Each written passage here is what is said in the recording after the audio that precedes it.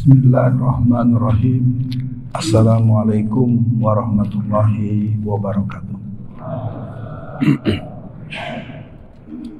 Alhamdulillah. Alhamdulillahi nahmaduhu wa nasta'inuhu wa na'udzu billahi min sururi anfusina wa min sayyiati a'malina may yahdihillahu fala mudhillalah wa may yudlil fala hadiyalah. Asyhadu an la ilaha illallah wa asyhadu anna Muhammadan abduhu wa rasuluh. Allahumma sholli ala Muhammad wa ala ali Muhammad. Qala Allah Ta'ala fil Qur'anil Karim, inna dinna indallahil Islam. Qala Rasulullah sallallahu alaihi wasallam, rahimallah man hafiza lisanahu wa arafa zamanahu wastaqamat tariqatuhu. Sidang subuh yang berbahagia, saya akan mengawali dengan beberapa hal. Yang pertama, mestinya kita bersyukur kepada Allah Subhanahu wa Ta'ala, dan alhamdulillah di hari ke-15 Allah uji suara saya sekarang agak mendingan, bisa terdengar. Karena sejak 2 minggu lalu suara saya cenderung susah untuk diartikulasikan. Jadi untuk ini mohon doanya semoga semua kita, saya dan yang ingin terus hidup dalam lindungan hidayah Allah, kita dalam keadaan sehat, dalam keadaan kuat, dan dalam keadaan selalu berkhidmat kepada syariat. Yang kedua, pastinya saya akan menanyakan dulu nih. Saya lihat wajah-wajah nih ada yang jauh-jauh nih. Yang terjauh dari mana nih? Dari Depok, ada dari Depok. Tadi ada dari Depok. Dari Bekasi ada. Dari luar Bekasi, dari Jakarta. Ya, kadang-kadang ngakunya ntar lewat WA, Ustadz tadi saya ada di pojok sana gitu. Oke, yang penting pada hari ini adalah kita akan membincangkan sesuatu yang menurut saya selama ini kurang kita sikapi secara proporsional. Kita ketika mendengar ada bencana alam di Cianjur, seluruh Indonesia rapat, bikin panitia, bikin tim untuk mengantarkan sumbangan. Begitu kita merasa perlu membantu orang yang kena bencana alam. Dari yang sumbang uang, sumbang pakaian, sumbang makanan, sembako, alat-alat bantu, apakah tenda, apakah selimut, segala macam. Begitu kita merasa, subhanallah, ya Allah, masya Allah, ya Allah. Bencana alam di mana-mana, bencana alam terjadi di mana. Kemudian kita begitu berbondong-bondong. Yang paling dramatis peristiwa tsunami Aceh. Tapi aneh ya, ketika bencana politik sudah terus berulang-ulang, bahkan hampir terjadi lagi. 2024 ini kalau di antara tuan dan puan memahami, ini kondisinya sangat mengerikan. Bagaimana rezim mengelola negara dengan ugal-ugalan. Bagaimana orang nomor 1 di Indonesia yang mestinya legowo, mempersilahkan dan mempersiapkan, malah petang-peteng. Saya tidak akan mundur, saya akan cawe-cawe, saya akan campur tangan. Ini situasi serius. Tapi sayang, ya maaf, sidang subuh yang berbahagia, kalau saya amati di masyarakat, masih ada yang menganggap, sama aja. Masih lalu keluar dalil, gak usah ikut pemilu, pemilu itu demokrasi, demokrasi itu haram, demokrasi itu kufur. Ini membuat kelompok-kelompok walan tarada ankal yahudu alan nasara hatta tatabi'a millatahum. Senang. Gerakan PKI yang semakin mewujud dengan penampakan keluarnya Kepres nomor 17 disambung dengan Impres nomor 2 disambung dengan Kepres nomor 4. Menurut penjelasan detail dari Jenderal Bintang 4 Gatot Nurmantio, telah menjadikan seluruh terah PKI, cucu-cucu PKI, anak PKI telah semakin eksis. Ishhadu bi annanal PKI. Sementara kelompok-kelompok Islam saya lihat tenang-tenang saja. Maka saya pesankan buat hari ini, judul kita adalah Agenda Umat Islam di tahun politik 2024, akselerasi edukasi memenangkan aspirasi. Kalau kita semua begitu merasa ingin membantu dengan bencana alam, apakah kita berpikir tentang bencana politik? Tahukah kita umat Islam ini mayoritas tapi tertindas? Umat Islam mayoritas bermental minoritas. Umat Islam mayoritas tapi justru dipaksa untuk tidak boleh punya identitas. Sementara mereka dengan seenaknya menggunakan songkok, menggunakan kopiah, menggunakan jilbab. Bahkan di antara mereka ada yang bukan Islam, datang ke pesantren-pesantren. Jadi sidang subuh yang berbahagia para jemaah, saya ingin mengajak pada hari ini, mari kita bangunkan dulu kekhawatiran ma ta'buduna min ba'di. Januari 2017 ada sebuah negara di Afrika, Angola. Penduduknya lebih dari 80 sampai 90% muslim. Pemerintahnya mengeluarkan peraturan yang melarang masjid untuk digunakan untuk segala hal. Di Uyghur Xinjiang terjadi pelarangan orang untuk berpuasa. Di Indonesia terjadi pelarangan sementara ASN dulu untuk tidak boleh berbuka puasa bersama. Kalau kita pakai logika social engineering, logika sosiologis, ini ketahuan. Nggak boleh buka puasa bersama sementara yang ngomong buka puasa di istana.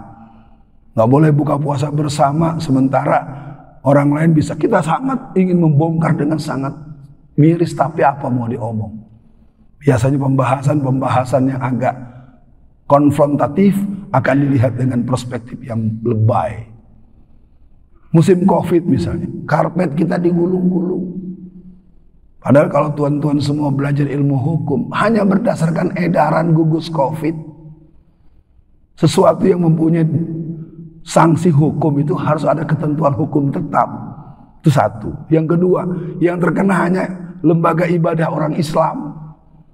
Kita sama tahu kok di sebuah pulau yang dikenal dengan Pulau Dewata, mereka bisa mengadakan acara agama mereka puluhan ribu orang tanpa masker, ropopo. Sementara yang Islam bertengkar. Bahkan dekat rumah saya di sebuah perumahan yang bernama Aster, itu ada yang unik jamaah. Bertengkar itu antara pimpinan pengurus masjid, takmir masjid DKM, bertengkar dengan pengurus RW. Kenapa unik? RW-nya bilang tidak ada dasar hukumnya membuat sholat ini harus dijarak-jarak. Jadi yang maksa, yang marah terhadap penggulungan karpet dan penjarakan saf itu justru Pak RW-nya. Pengurus masjidnya tanpa dalil taat kepada itulah, karena kita sekarang dikerjai oleh snuk-hurgronya KW1, KW2, KW3. Nah, kita masuk, kenapa kita mesti berpartisipasi politik? Bicara politik, bicara kekuasaan. Saya sering ilustrasikan omongan dari almarhum Husein Umar. Selembar kertas. Ketika selembar kertas ini keluar dalam bentuk SK, surat keputusan Menko Polhukam atau Presiden Republik Indonesia, dengan ini setelah memperhatikan 1, 2, 3, 4, 1, 2, 3, 4, menimbang 1, 2, 3, 4, memutuskan hari ini Front Pembela Islam dinyatakan dibubarkan. Selembar kertas. Bisakah dibayangkan kita kemarin punya perjalanan tersendiri di Jakarta? Di kepemimpinan Pak Anies Baswedan, semua rumah ibadah dibiayai, dari yang namanya gereja, yang namanya wihara, yang namanya kelenteng, yang namanya sinagog, yang namanya alat ibadah yang lain, katakan kalau boleh.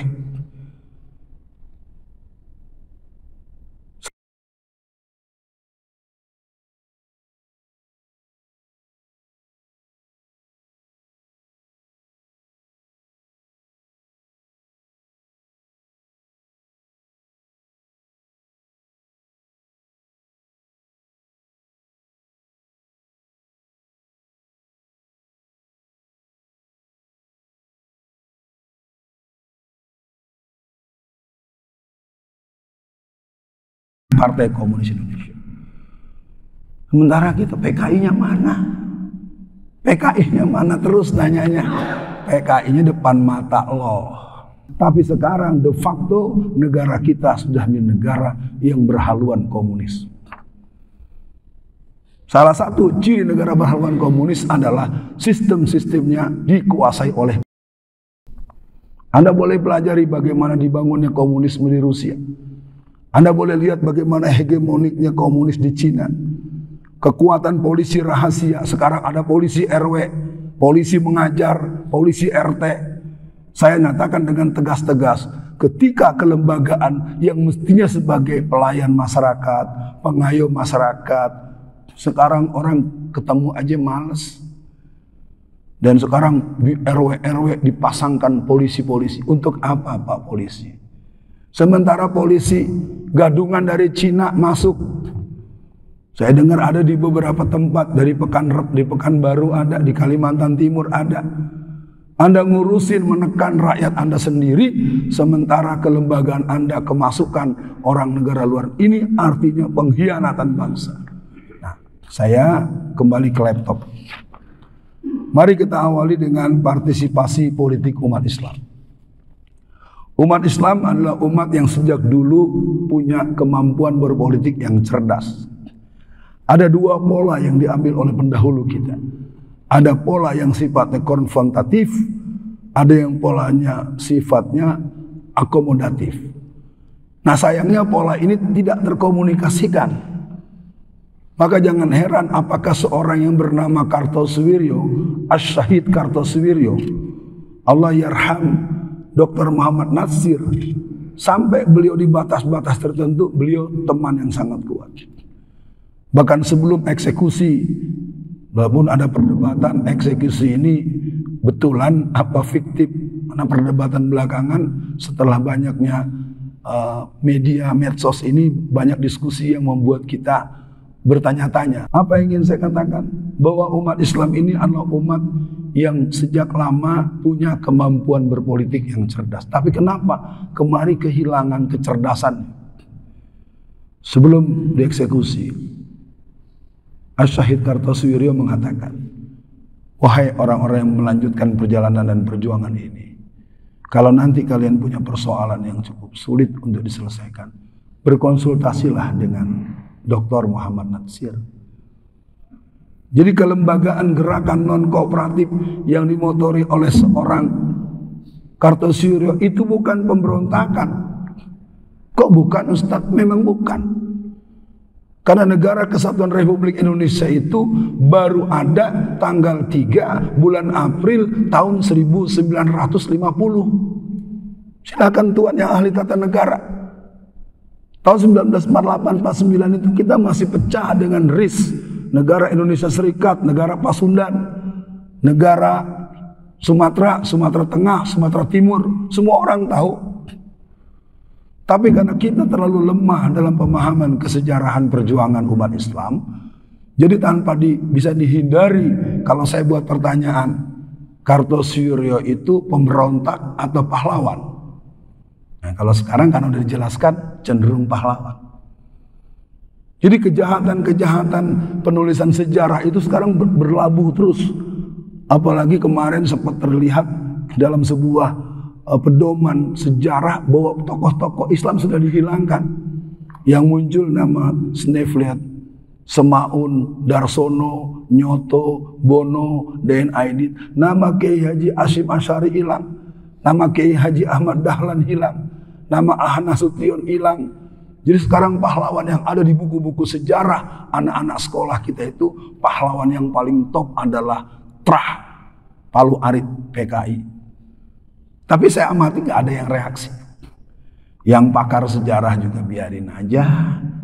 Itu tadi, karena kita tidak memahami sebuah polisi, sebuah kebijakan akan mempengaruhi jangka panjang. Saya punya kawan-kawan, selama 35 tahun saya lebih menekuni kebangkitan gerakan PKI. Teman-teman saya yang guru besar di UI, guru besar di UGM, profesor doktor. Kalau ketemu saya, dia peluk saya, dia tangis, dia menangis. Ustadz, ini akan lebih berbahaya dari tahun 63, 64, 65. Terus kenapa Pak? Iya, sekarang musuh saya ini ada dua. Pulang ke rumah saya dimusuhin anak saya, pulang ke kampus saya dimusuhi oleh dosen junior. Ketika Bapak mulai cerita di rumah, anak-anak hati-hati, sekarang gerakan PKI begini. Bapak ini terpapar si Alfian Tanjung nih. Ya. Jadi terus terang para jamaah, saya hari ingin mengatakan pertarungan kita adalah pertarungan Indonesia akan tetap menjadi negara yang berpancasila atau Indonesia yang akan ditaukidkan nauzubillah menjadi negara yang berhaluan komunis. Pola yang dipakai, saya nggak mau mundur, gaya Xi Jinping. Kalau para patriot-patriot yang punya jiwa Sabta Margais tidak bergerak, orang-orang yang menyadari bahwa Pancasila adalah sebuah konsensus nasional yang tidak menguntungkan kita di awal dan di tengahnya. Tapi kita sudah menerima itu dengan segala resiko kebersamaan kita. Jadi musuh Pancasila adalah orang yang menginginkan menjadi Trisila dan menjadi Ekasila. Siapa dia? Lihat ADART-nya. Partai mana yang memuat ADART yang menginginkan untuk merubah jadi Trisila dan Ekasila. Jadi bicara politik umat Islam dari dulu keren. Mereka bermain dengan cara-cara yang bagus. Ada politik dagang. Kenapa misalnya orang-orang Islam sejak masuk dari dulu, dari berbagai variasi versi sejarah, tetap saja ujung-ujungnya umat Islam itu berkembang dengan sangat cepat. Kita ambil contoh yang jalur para pedagang. Pedagang-pedagang dari seluruh belahan dunia yang sebenarnya masuknya Islam ini adalah tahun abad ke-7. Abad ke-7 dalam keputusan konvensi para sejarawan menyatakan Islam masuk Indonesia abad ke-7. Apa sumber referensinya? Seminar sejarah masuknya Islam ke Indonesia tahun 1962 yang dimotori oleh Profesor Dr. Hamka, Profesor Ambari, dan beberapa nama-nama yang berkumpul di Medan, dan mereka memutuskan bahwa negara kita negara yang mengalami proses penerimaan dakwah itu di abad ke-7. Apa yang saya mau bilang dengan politik dagang? Dulu para pedagang-pedagang muslim itu, dia datang ke mana-mana bukan sebagai gembel, bukan sebagai orang pengangguran. Dia memang ditugasi oleh para kekhilafahan. Mereka berangkat dengan membawa barang-barang mahal, apakah berupa perhiasan, apakah jenis-jenis sutra dengan ragam model varian motifnya. Datang dia ke daerah-daerah, didatangi tokoh-tokoh masyarakat, terutama kepala suku yang punya banyak warga, yang punya banyak pengikut. Sederhananya mereka datang membawa makanan untuk kepentingan pribadi dan biaya pribadi mereka. Mereka tidak pernah minta-minta. Mereka bawa mutiara, berlian, mereka bawa apa, dia datangi orang-orang di kampung-kampung, di desa-desa, di pedalaman, yang dia cari orang nomor satunya siapa. Melihat barangnya bagus, anak-anak, istri-istrinya, bagus sekali nih. Apa maksudnya, apa nih Pak? Ini gimana kami bisa punya? Kami nggak bisa bayar, ini mahal. Oh, tidak usah repot-repot. Ini barang yang bagus-bagus saya kasih. Tapi nanti saya diperbolehkan menikah dengan anak Bapak. Karena pedagangnya ganteng, datang bukan gembelan, bawa barang mahal, mau ditukar nggak ada bayaran, nggak ada barteran. Maka si ganteng menanyakan kepada si pimpinan kepala desa, boleh nggak kalau saya menikahi anak Anda? Oh boleh. Oh, tetapi belum bisa. Kenapa belum bisa? Karena beda agama. Apa itu? Dia mulai menerangkan Islam. Kalau mau menikah dengan saya harus sama-sama bersahadat. Karena kepala desanya bersahadat untuk menyenangkan hati putrinya, maka si pendakwah dengan politik dagang itu memanfaatkan betul. Jadi prosesi pembacaan syahadat itu dilakukan di hadapan seluruh warganya. Nah karena komandannya kepala sukunya, dan itu bukan hanya di Irian, hampir di seluruh Indonesia. Jadi ini mungkin catatan kecil buat bapak-bapak, terutama ibu-ibu, jangan marah ya, karena nanti cerita ini akan bersambung betapa terjadinya percepatan. Setelah akhirnya terjadi masuk Islamnya para pemimpin-pemimpin kampung, pemimpin-pemimpin desa, pemimpin-pemimpin jaringan kabilah-kabilah, nanti dia setelah lama di kampung itu, Pak, saya harus terus berdagang ini sebagai bentuk tanggung jawab sebagai suami. Nah, sekarang kita sampai kepada peran kelembagaan. Kelembagaan politik dari dulu yang paling keren itu adalah kelembagaan Islam.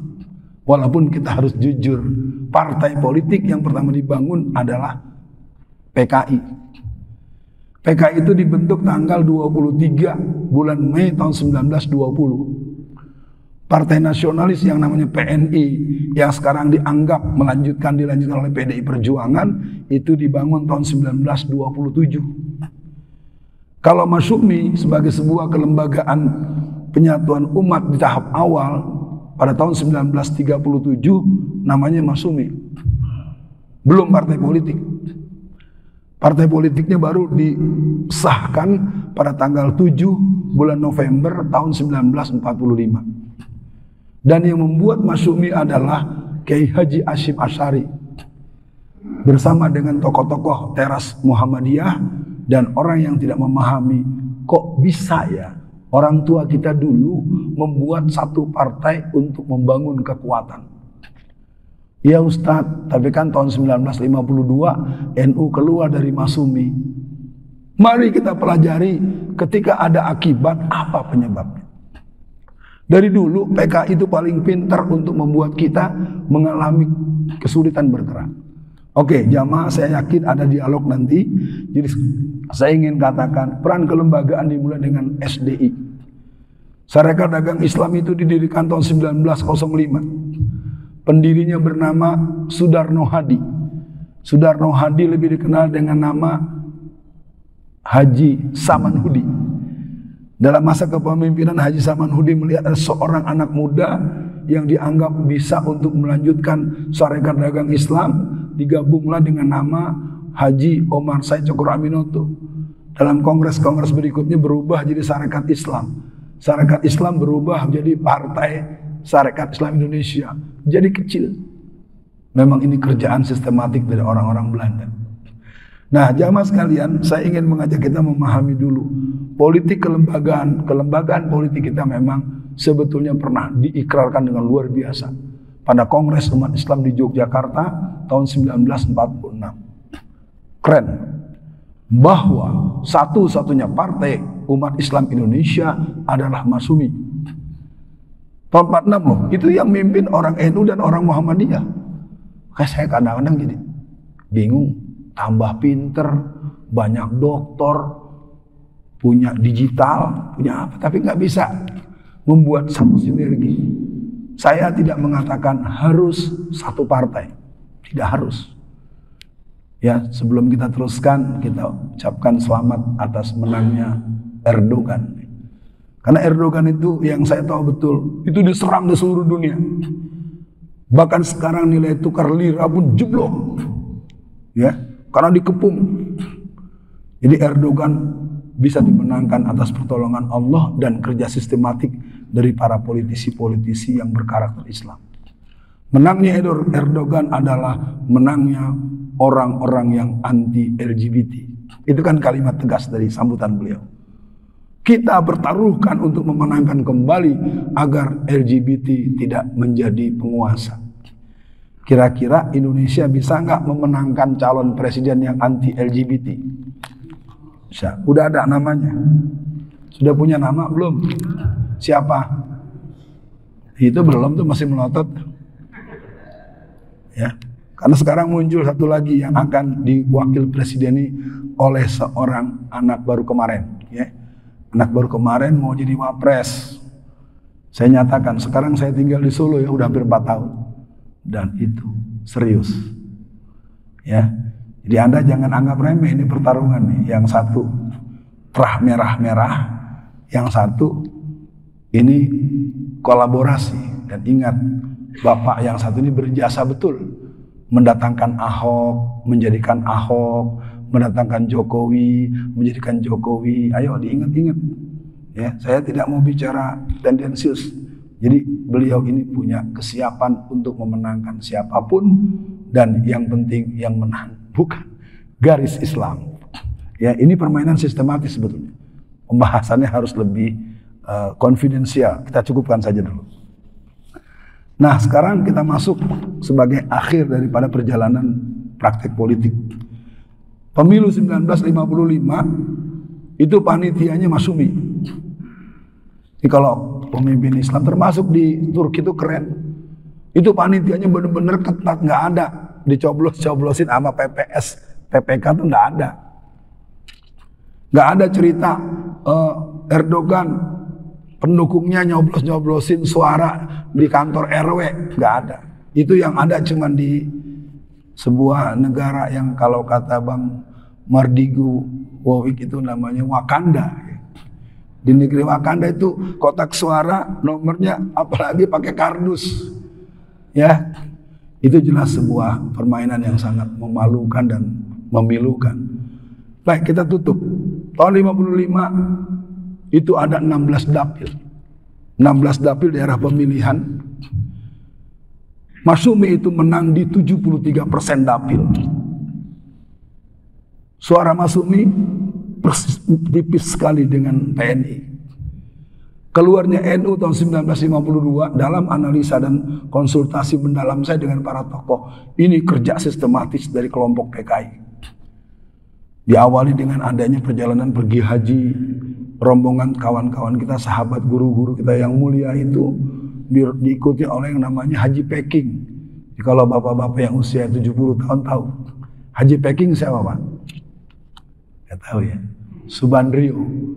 Siapa Subandrio itu? Subandrio itu kepala badan intelijen pada masa kekuasaan Soekarno. Jadi PKI itu sekarang sudah sampai di istana. Saya sudah membayarnya dengan penjara 4 tahun. Bapak tahu apa yang saya alami? Eksepsi saya diterima. Kasus saya 2. 1 eksepsi diterima, 1 vonis bebas. 0 tambah 0 berapa, Pak? 0 tambah 0 berapa, Bu? 0 tambah 0 berapa jamaah? Nah, 0 tambah 0 untuk Alfian Tanjung sama dengan 4 tahun. Ya. Saya dituduh menyebar fitnah. Sampai di pengadilan saya terangkan. Saudara Alfian, kenapa Anda bilang di istana ada PKI? Saya terangkan, ini. Saya dapat dari sini. Ya, hakimnya cengok aja. Jadi para jamaah biar tahu, PKI memang sudah berkuasa. Mereka menunggu pengesahan undang-undang BPIP. Yang tadi saya contohkan, mereka menunggu pengesahan undang-undang BPIP. BPIP itu kan cover daripada undang-undang HIP. Tapi saya amati di masyarakat kita mau di undang-undang apa sebodoh amat, bukan urusan gua. Ya, ini gulung-gulung tikernya kan sebenarnya nggak ada undang-undangnya, nggak ada perdanya, nggak ada Kepmennya, nggak ada, Pak. Cuman edaran gugus COVID. Lu sekolah sampai doktor, ahli ilmu hukum bisa melakukan sesuatu berdasarkan surat edaran. Surat edaran itu nggak ada sanksinya, bro. Gulung-gulung tiker itu hanya berdasarkan surat edaran gugus COVID. Sejak kapan surat edaran jadi dasar hukum? Mana nih yang dokter hukum? Yang namanya dasar hukum itu ya Perda, Kepmen, Impres, Kepres, PP. Maaf ya, karena kita mengalami ketakutan yang mendalam kalau bicara politik. Umat Islam itu kalau urusan politik mati sebelum ditembak. Belum ditembak udah mati, Pak. Os. Jangan undang Ustadz ini. Ustadz ini ngomongnya politik. Dan itu meluas. Di daerah-daerah yang mungkin kalau di kita kan sudah terbiasa mendatangkan ragam-ragam narasumber. Di sini udah cukup kuat secara akidah, secara wawasan maupun secara proteks. Secara nasional tidak. Masjid-masjid banyak yang melarang kegiatan dengan persyaratan ketat. Ya, bahkan seorang Alfian Tanjung saja yang menurut saya biasa-biasa aja membuat sedikit luka dan duka dari seorang mahasiswa calon program doktor LPDP. Jadi adalah si Fulana itu mendapatkan kesempatan belajar ke luar negeri untuk bisa kuliah S3, IPK-nya 4,0,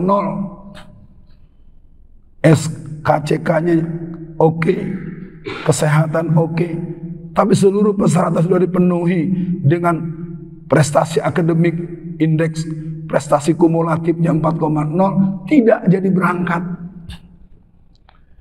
Lalu kebetulan yang cerita profesor pembimbingnya dekat saya duduk. Ustadz saya mau cerita. Itu tadi cerita yang tadi itu. Jadi si Fulana itu tidak berangkat. Ada orang tuanya penasaran. Didatangkanlah pada instansi terkait yang berhubungan itu. Kenapa Fulana ini tidak bisa berangkat? Akademik oke, kesehatan oke, kepolisian oke, ini oke. Ternyata ada foto bersama Alfian Tanjung. Lebay banget. Kalau bahasa Betawi emang gue siapa? Ya, jadi hati-hati Bapak ntar kalau mau bareng dengan saya, Bapak ntar nggak naik pangkat. Jadi benar-benar udah satu logika yang konyol. Bapak jamaah kan tahu saya siapa. Jadi buat supaya teman-teman bapak-bapak jamaah yang pernah berinteraksi dengan saya agar memahami ada bagian-bagian kita yang harusnya kita diskusikan. Saya cukupkan saja dulu. Yang jelas pemilu 55 terus terjadi lagi pemilu tahun 1971. Pemilu 71 partai ada 10.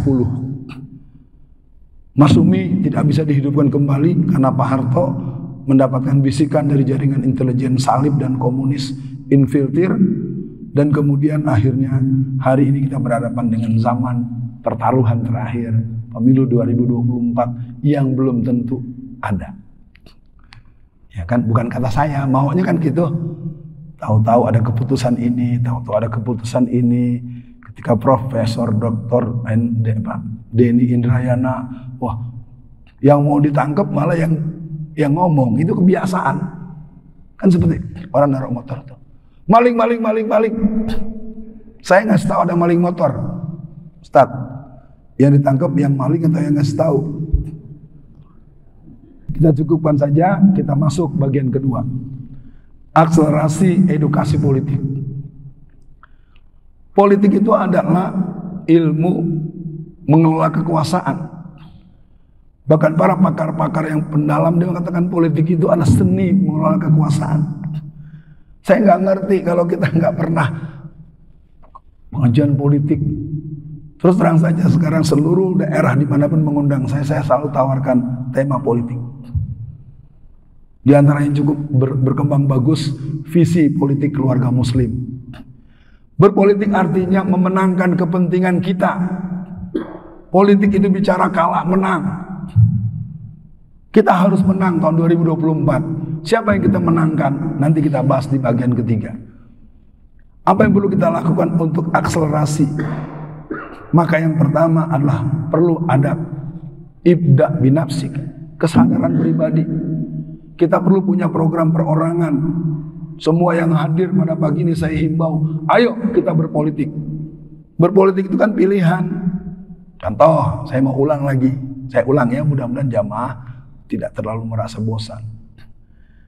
Ketika ada tawaran hari Jumat libur nasional, jamaah yang setuju angkat tangan.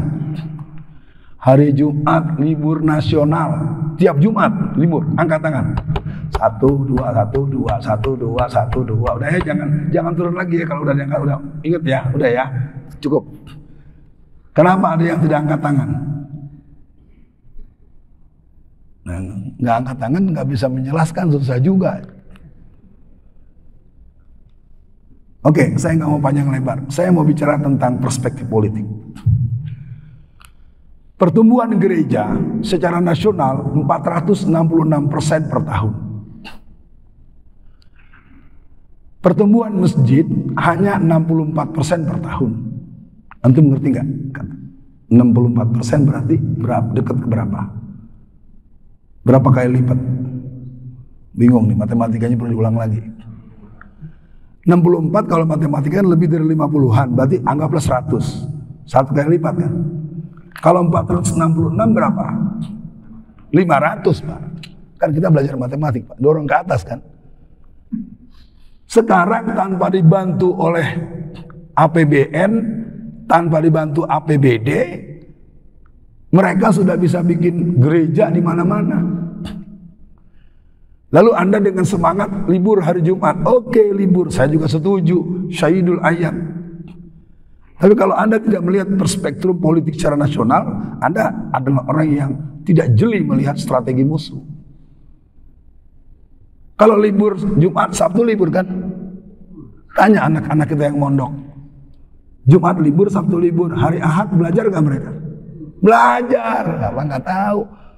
Ahad itu kan namanya Ahad, kenapa berubah jadi Minggu? Bapak-bapak yang sekolah tahun 60-an, 70-an, saya aja masih Ahad. Politik Pak. Sekarang kalau Jumat libur, Sabtu libur, berarti Ahad masuk.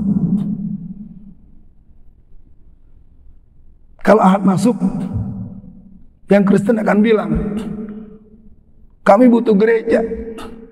Kantor-kantor, pabrik-pabrik, sekolah-sekolah, kampus-kampus. Enggak, kita bantuin aja, pertumbuhannya udah 466%. Sekarang Bapak semangat libur hari Jumat, maka hari Ahad masuk dengan alasan saya kan orang Kristen. Halo, paham sampai di sini? Ngerti nggak? Iya, ini tadi saya ingin katakan bukan persoalan libur hari Jumatnya. Kalau mengambil kebijakan secara inkremental, secara tambal sulam, secara parsial, kita akan berbahaya. Dengan liburnya hari Jumat, maka Sabtu libur, Ahad masuk. Kalau Ahad masuk, orang Kristen masuk juga kan? Dengan alasan mau kebaktian, minta bangunin gereja. Lalu nggak bantuin aja, dia udah 466%. Sekarang lu liburin lagi, dia masuk hari Ahad. Hari Minggu kalau dia bilang. Semua mereka akan nuntut bikinin gereja. Bisa kejadian nggak gereja bertambah 900% setahun? Kayaknya belum bisa senyum, nih masih ada yang ngotot nih ya. Bapak ngerti nggak Pak? Iya, bukan saya setuju libur Jumatnya. Karena nggak mungkin kalau dia libur-libur 3 hari itu nggak ada cerita. Di luar negeri nggak ada libur Idul Fitri Pak. Negara kita aja sampai yang Cina aja libur sampai 2 hari. Orang yang mencuil. Ya teman-teman saya yang kuliah di Eropa, teman-teman saya mereka bilang kami nggak libur Ustaz.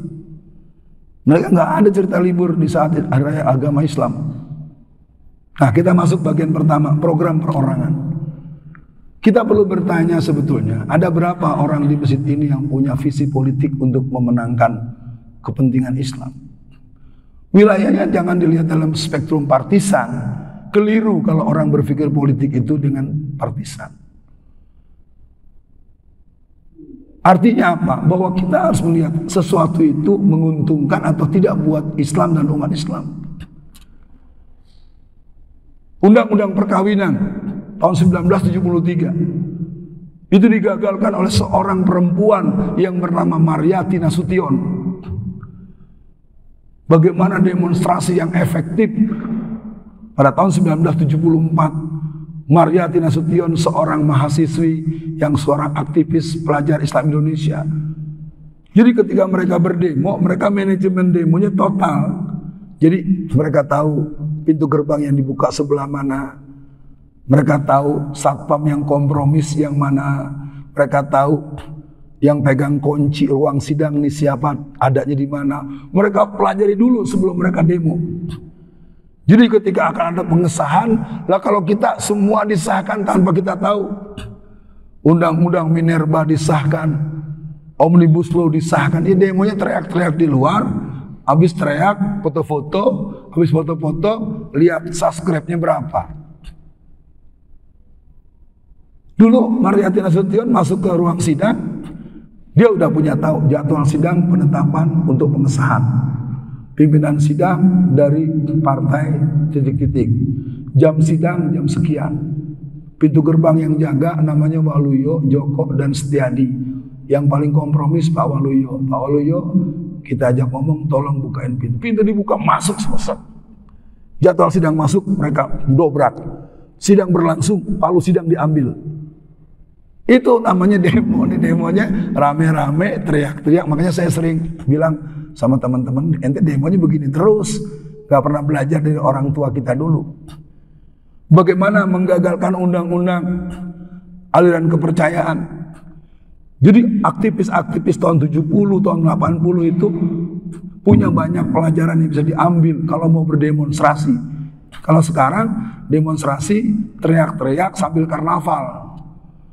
Saya dukung demonstrasi, bukan tidak mendukung. Tetapi tidak berangkat daripada sebuah konfigurasi memenangkan aspirasi. Nah, saya pikir untuk akselerasi edukasi politik, yang pertama kaderisasi penggerak. Sekarang di sini siapa yang jadi panitia PPS? Panitia pemilu? Banyak. Yang jadi Pak RT berapa orang? Satu. Yang jadi Pak RW, bisa dijamin nggak bahwa aspirasi Islam menang? Anda punya hak bisikin kok, nggak dosa itu bisikin. Saya lama Pak, saya 35 tahun di P3. Satu catatan dari saya yang pertama, kalau bicara uang, para pemilih-pemilih yang butuh uang itu, dia akan memilih si pemberi terakhir. Dia nggak akan memilih yang si pemberi terbanyak. Masih bingung ya? Ingat nggak Pak Adi Aksa Daud? Ya kan? Pak Adi Aksa Daud itu masih jauh musim-musim pemilihan gubernur, beliau sudah penuhi semua request. Santan habis, gulai tak jadi. Oke, nanti akan banyak dialog yang bisa kita lakukan. Yang jelas, kesadaran politik ini harus ditumbuhkan dulu. Kalau di sini karena masyarakatnya relatif homogen, mudah-mudahan bisa dijaga betul. Di beberapa daerah ada perintah harus RT dan RW-nya dari. Bahkan di beberapa provinsi yang saya tahu langsung ada perintah dari pimpinan pusat partai tertentu, wajib RT dan RW-nya itu adalah dari partai tersebut. Harus dipastikan punya KTA. Kita nggak mengerti, maka mengapa ada satu kampung 100%. Karena kita memandang remeh jabatan RT dan RW, terutama ibu-ibu. Mau kemana Pak? Pemilihan ketua RT. Pokoknya mama nggak mau kalau papa jadi RT. Capek. Papa mau kemana hari ini? Papa mau ke KPUD. Mau mencalonkan jadi wali kota Bekasi. Itu baru ngomong sekalimat. Ntar siang mama pergi ya Pak ya. Mau kemana Ma? Mau ke salon calon ibu wali kota. Saya nggak bergurau loh Pak. Ini fakta Pak. Perempuan-perempuan ini punya tugas juga untuk membackup perjuangan politik. Di antara jadi ibu RT dan ibu RW. Karena kotak-kotak suara, kartu-kartu suara itu sampai di situ dulu. Orang-orang sibuk ke TPS, dia udah hitung nih. Masyarakat sini antipati, udah coblosin di rumah. Cek. Ya, nanti di sana laporan, udah apalagi kotaknya kardus gitu, tinggal jebolin aja, ganti lagi. Jadi curang dan uang itu senjata dari kaum PKI, kaum salib, ya, kaum LGBT untuk memenangkan dan merampok politik Indonesia. Cuman umat Islamnya jauh dari militan. Udah Ustaz, kita mah yang penting bisnis lancar Ustaz. Jangan politik-politik. Nah itu. Padahal dengan Anda menang di politik, Anda banyak peluang dan akses. Politik itu bukan amplop, bukan sembako, tapi di masyarakat masih begitu. Saya nggak bisa meneruskan. Baik, yang pertama program perorangan. Yang kedua, program komunitas. Saya bilang, saya punya persiapan yang cukup serius untuk mobilisasi dan partisipasi politik. Tapi saya nggak mau membahas ini secara terbuka begini. Kesian umat Islam, kalah terus. Kita kenapa kalah? Karena kita tidak pernah merancang kemenangan. Ketika musuh-musuh dengan tegas mengatakan yuriduna liyutfi'u nurallahi bi afwahihim wallahu mutimmu nurihi walau karihal kafirun. Jadi jamaah sekalian, untuk bidang politik umat Islam saya tidak mampu lagi membahasakan.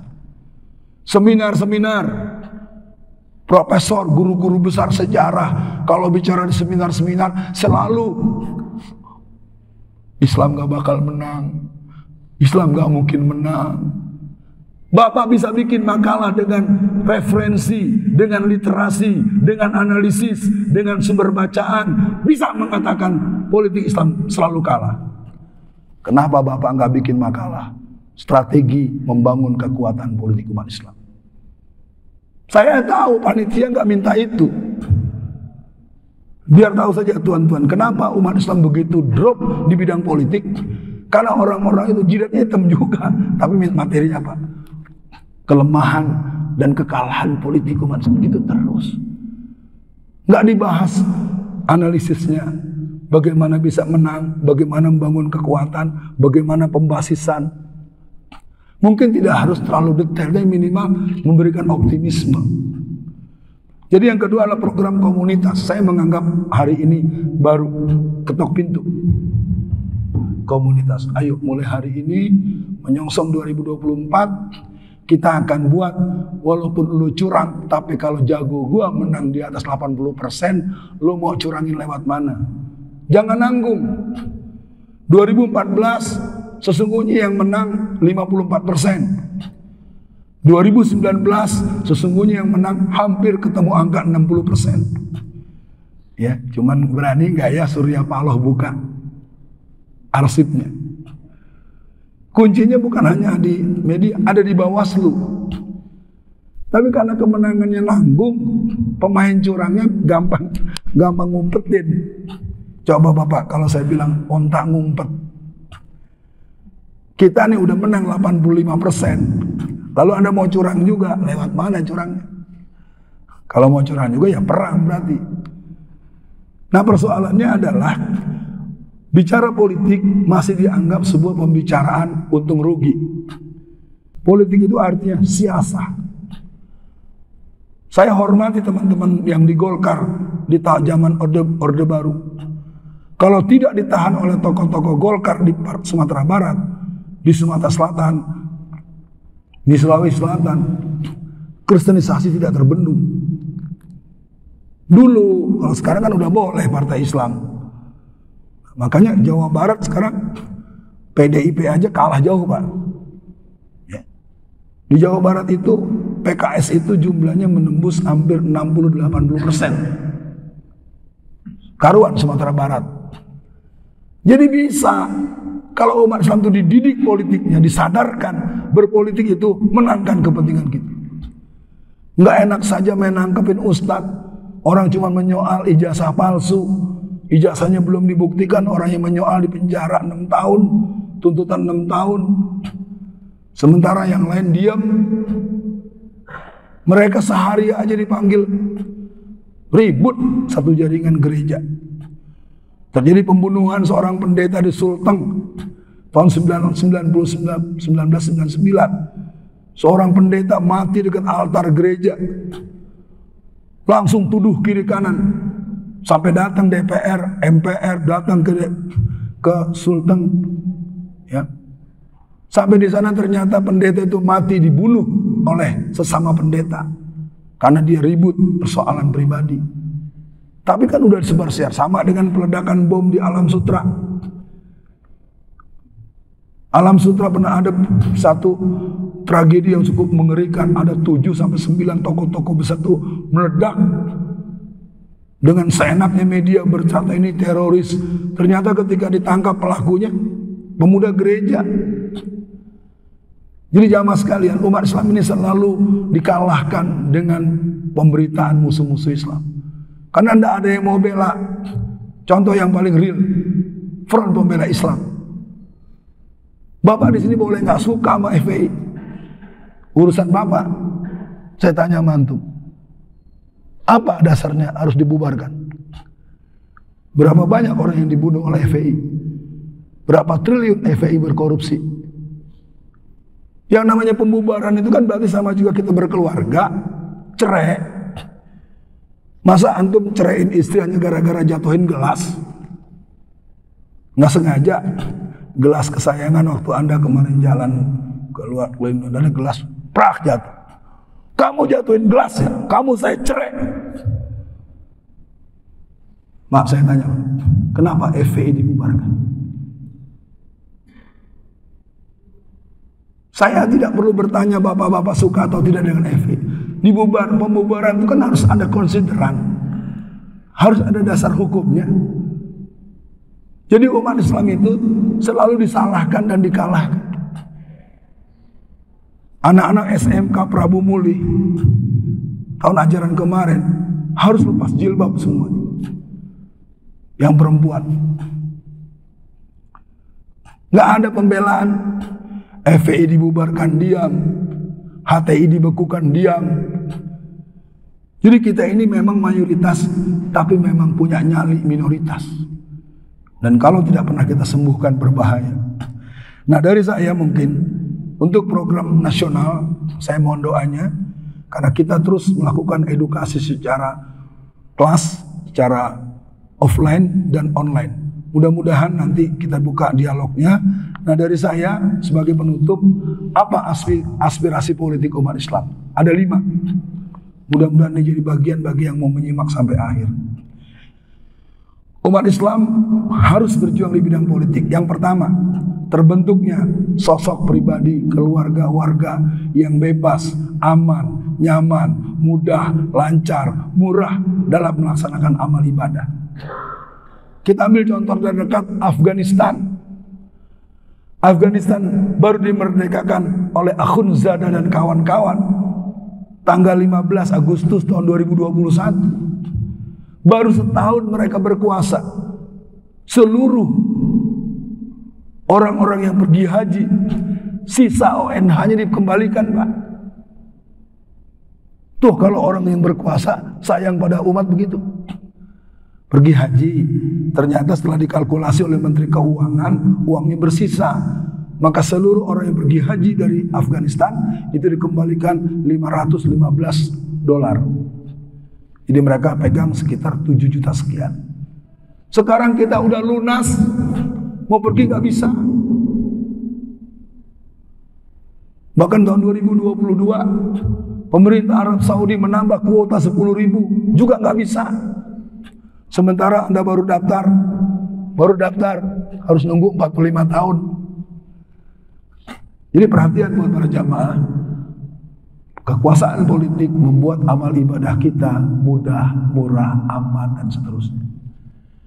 Yang kedua, politik kita menuntut keberadaan sosok pemimpin dan kepemimpinan yang menjadikan Quran dan Sunnah sebagai rujukan teori dan praktek. Saya pikir statement Ustadz Adi Hidayat dalam penerimaan Doktor Honoris Causa yang sesungguhnya, ya, karena ada Honoris Causa Jejaden kalau bahasa Banten. Tahu Jejaden gak Pak? Apalagi Profesor Honoris Causa, ketahuan banget gak ngerti sistem akademik. Profesor itu adalah sebutan yang diberikan kepada seorang doktor yang sudah mengajar minimal 10 tahun baru dapat profesor. Jadi orang ono Profesor Honoris Causa. Negeri aneh bin ajaib. Jadi yang kedua, bicara politik kita bicara sosok pemimpin yang kepemimpinannya bisa, walaupun bukan dia langsung, ada Watipresnya, ada Menteri Agamanya. Yang ketiga, aspirasi politik kita adalah tegak dan tegasnya penerapan halal dan haram. Kenapa anak-anak muda kita susah datang? Kita harus koreksi apakah makanan yang kita berikan halal dan haram itu adalah efeknya besar terhadap kerajinan ibadah, terhadap penerimaan, terhadap tausiah, terhadap kemampuan menjaga iffah, menjaga akhlak. Kita semua dengar Jawa Timur, Jawa Tengah, Jawa Barat, KUA itu kedatangan ratusan, sampai ada yang 328, ada yang sampai 400 anak SMA kelas 2 minta dinikahkan segera. Sudah hamil. Yang keempat, bebasnya masyarakat dari riba, dari LGBT, kemaksiatan, kemusyrikan dan lain-lain. Bapak bayangkan, katakanlah saya ini jadi gubernur apa nih, gubernur Banten deh, ya. Ini kita ilustrasi dulu sebelum ditutup. Edaran gubernur Provinsi Banten. Setelah melihat situasi dan dinamika dakwah, maka setiap masjid di Banten akan dibantu 100 juta bagi jamaah subuhnya yang lebih dari 8 saf. 2. Imam masjid yang belum punya rumah, pertama ditanya dulu kuliahnya udah selesai apa belum, milih mau dibikinin rumah atau kuliah sampai S3. Poin-poin dibuat tertanda Alfian Tanjung, Gubernur Banten. Kalau itu edaran keluar Pak, bisa terwujud? Ya terwujud, itu namanya solidaritas. Bukan mana kerudungan, mana sembako. Bukan Bapak, di sini nggak begitu. Tapi di masyarakat umum tuh masih begitu. Yang terakhir, terbentuknya sistem sosial dengan relasi rahmatan lil alamin. Jadi ayat wa ma arsalnaka illa rahmatan lil alamin itu dipakai kalau kita sudah berkuasa. Ente tertindas bacanya ayat gituan terus. Ayatnya nggak salah, posisinya salah. Ya. Ketika digebukin, ketika masjidnya dibom, ada kepala anjing. Oh, syariat kita rahmatan lil alamin. Kan begitu terus. Kita kalau dengar omongan-omongan pejabat, ayat itu yang dikeluarkan. Masjid dibakar, pesantren Muhammadiyah yang di Cemetuk Celuring Banyuwangi yang dihancurkan, pelangnya digolok sudah 2 kali, 3 kali. Perguruan Muhammadiyah di Mandailing, Natal, Sumatera Utara, udah berapa ratus fasilitas Islam yang dihancurkan.